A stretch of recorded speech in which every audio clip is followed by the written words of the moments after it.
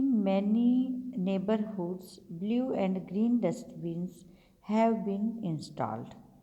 कई जगह हमारे आसपास ब्लू और ग्रीन, नीले और हरे रंग के डस्टबिन्स इंस्टॉल किए गए हैं, यानी कि लगाए गए हैं।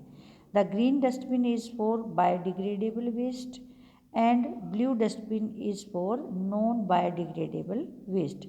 जो ग्रीन डस्टबिन होता है वो जैविक कूड़े के लिए होता है और जो ब्लू होता है वो अजैविक कूड़े के लिए होता है। ये आपको ऊपर बताया ना, बायोडिग्रेडेबल जो इजीली मिक्सअप हो जाता है सॉइल के साथ, और नॉन बायोडिग्रेडेबल जो है ये इजीली डिकम्पोज नहीं होता है और बहुत लंबे समय तक बना रहता है और जो हमारे एनवायरनमेंट को पोल्यूट करता है। This helps to separate the waste and dispose it properly.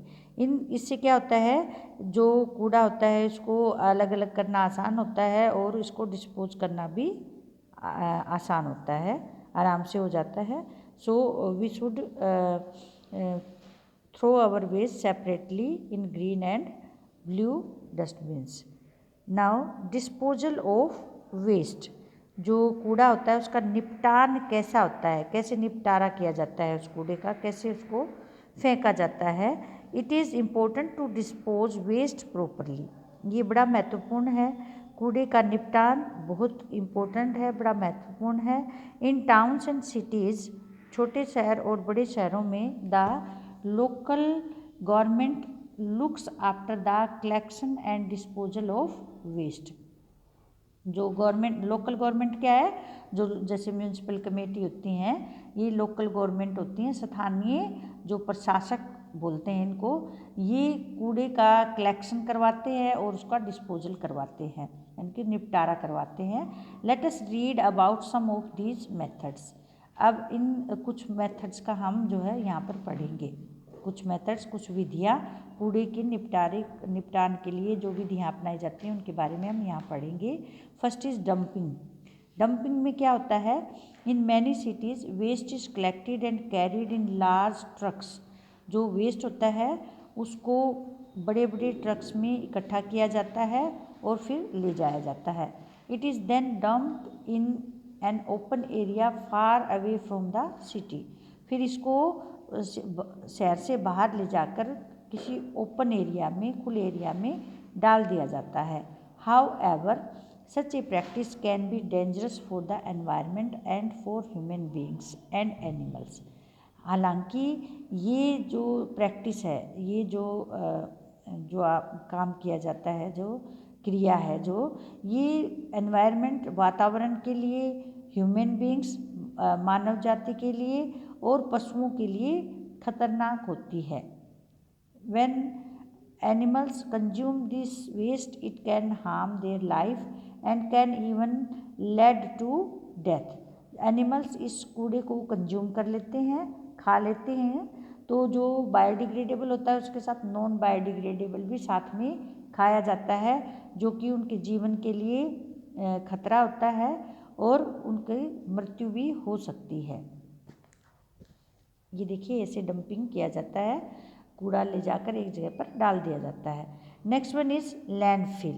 Landfill में क्या होता है, in this method deep ditches are dug. Ditches मतलब गड्ढे, गहरे, बहुत गहरे गड्ढे खोदे जाते हैं। And waste is dumped in them, और वेस्ट को उन गड्ढों में डाल दिया जाता है। Once these ditches are full they are covered with soil. जब ये गड्ढे भर जाते हैं तो उनको मिट्टी से ढक दिया जाता है।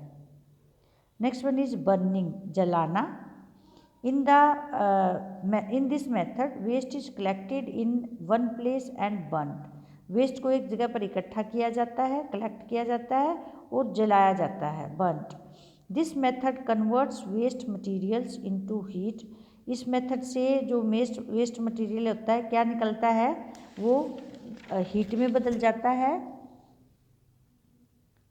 गैस, स्टीम, भाप में बदल जाता है, एंड ऐश, राख में बदल जाता है। यानी कि जब कूड़ा जलाते हैं तो उसके अंदर से क्या निकलती है, गर्मी निकलती है, गैस निकलती है, जो भाप बनती है और राख बच जाती है।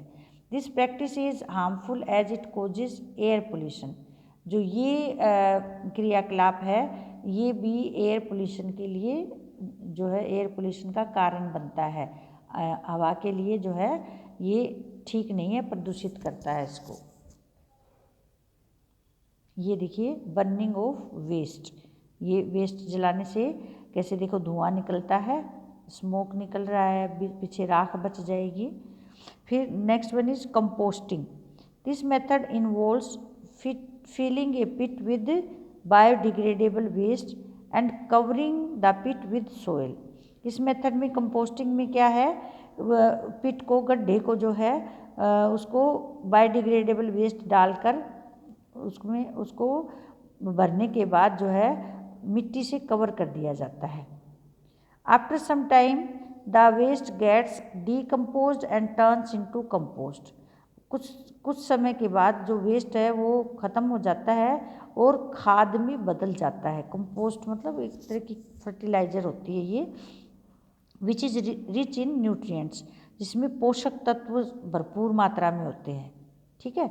It is used as a natural fertiliser for by farmers. ये किसानों के द्वारा एक प्राकृतिक खाद के रूप में इस्तेमाल किया जाता है। It helps to improve the quality of soil. इससे जो सोइल की ज़मीन की जो गुणता है वो बढ़ जाती है। Now see the sign, use the pictures to answer the questions. Can you identify the symbol? What does it represent? How does recycling help in reducing pollution? अब ये देखिए ये सिंबल है 3 R's का, 3 R's का। Can you identify that? It is the symbol of 3 R's. What does it represent? ये it represents the symbol of 3 R's, that is for reuse, reduce and recycle. How does recycling help in reducing pollution? Recycling से क्या help मिलती है pollution को reduce करने में? तो जो वेस्ट मटेरियल है it does not, when we recycle things they don't pollute the environment by getting thrown outside in the open area. जो बाहर फेंक दिया जाता है उसकी बजाय इसको रिसाइकल करके नई चीज़ें बनाने से पोल्यूशन नहीं होता है। Next one is the 3 R's. We can get rid of waste by following the 3 R's, reduce, reuse and recycle. अब हम जो वेस्ट है उसको इससे छुटकारा कैसे पा सकते हैं? रिड्यूस, रीयूज और रिसाइकल, ये 3 R's को यूज कर हम ये इससे वेस्ट से छुटकारा पा सकते हैं। The process of recycling involves turning A use product into something new. Recycling का प्रक्रिया क्या होती है? इसमें एक यूज प्रयोग किया हुआ जो चीज़ होती है उसको हम नई चीज़ में बदल लेते हैं। Waste material like glass and paper can be recycled into new products. जो वेस्ट खराब जो चीज़ें होती हैं जैसे ग्लास की, शीशे की बनी हुई या कागज़ की बनी हुई, उसको हम रिसाइकल करके दोबारा से नया प्रोडक्ट बना सकते हैं। For example fresh paper can be made from old newspapers and magazines. जो नए जो कागज़ होते हैं वो हम पुरानी मैगजीन और न्यूज़पेपर को यूज करके नया कागज़ बना सकते हैं। Polyester is recycled out of old plastic bottles and is then often to make clothes. जो पॉलिस्टर जो होता है इसको रिसाइकल करके is recycled out of old plastic bottles. जो ये पुरानी प्लास्टिक की बोतलें होती हैं इनको हम रिसाइकल करके पॉलिएस्टर जो कपड़ा होता है उसको बना सकते हैं और कपड़े बना और फिर उसके पहनने के कपड़े बनाए जा सकते हैं। अब ये देखिए find out, turn some of your clothes inside out. अपने उल्टा करो कुछ कपड़ों को। Check the tags inside them to see which ones have been made using polyester. और उनको उस टैग को के ऊपर देखो कि कौन से कपड़े जो है पॉलिएस्टर के बने हुए हैं, पॉलिएस्टर क्लॉथ के बने हुए हैं। Some waste materials can be reused. कुछ ऐसे भी वेस्ट ख़राब चीज़ें होती हैं जिनको रीयूज कर सकते हैं, हम दोबारा से यूज कर सकते हैं। The process of reusing involves using old things for a different purpose. और जो रीयूजिंग का प्रक्रिया है, इसमें क्या होता है कि पुरानी चीज़ों को हम डिफरेंट दूसरे पर्पज़ के लिए यूज कर सकते हैं। For example, old plastic cans और bottles can be use for growing plants. जो घर में प्लास्टिक के जो कैंस होते हैं, डब्बे होते हैं, और जो बोटल्स होती हैं, उनको हम प्लांट्स को उगाने के लिए प्रयोग कर सकते हैं। Old clothes can be use to make carry bags and dusters. जो पुराने कपड़े होते हैं उनसे हम जो कैरी बैग, जो थैले होते हैं वो बना सकते हैं। और डस्टर्स मतलब चीज़ें जब झाड़ने के जो काम आते हैं, डस्टर कपड़े लेके जब झाड़ते हैं तो उसको डस्टर कहते हैं, तो वो उसको बनाकर हम इसका प्रयोग कर सकते हैं। In next video we will discuss the exercise.